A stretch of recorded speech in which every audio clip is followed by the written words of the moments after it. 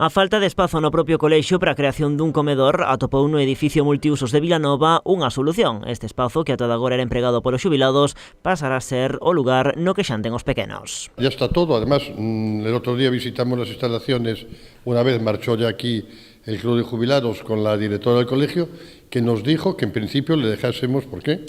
El mobiliario del Club de Jubilados es todo nuevo, que le dejásemos y podíamos dejar las mesas que están aquí, que las iban a aprovechar y ya utilizarlo para el comedor escolar. Pues para nosotros es estupendo. Oye, si lo disfrutan los niños, no están nuevas, pero están en buen estado, que tuvieron hasta usándose hasta esta semana.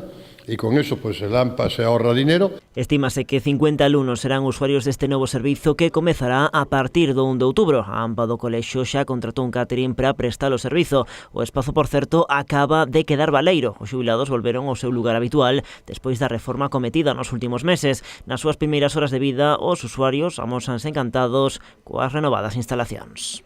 Home, a ver, ali era un sitio que estaba ben, pero mellor aquí. O sitio deles é aquí. É un servicio moi bo, sin uns baños moi curiosos, o sea que todo. Moi ben. No, está ben o local todo, antes como era, agora está moi ben preparado.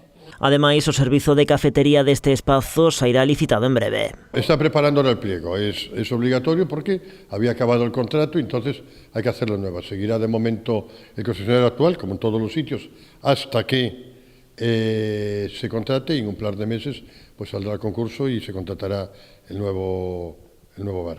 Estímase que antes de que remate este mes as persoas interesadas poderían presentar a súa proposta para asumir o servizo de cafetería.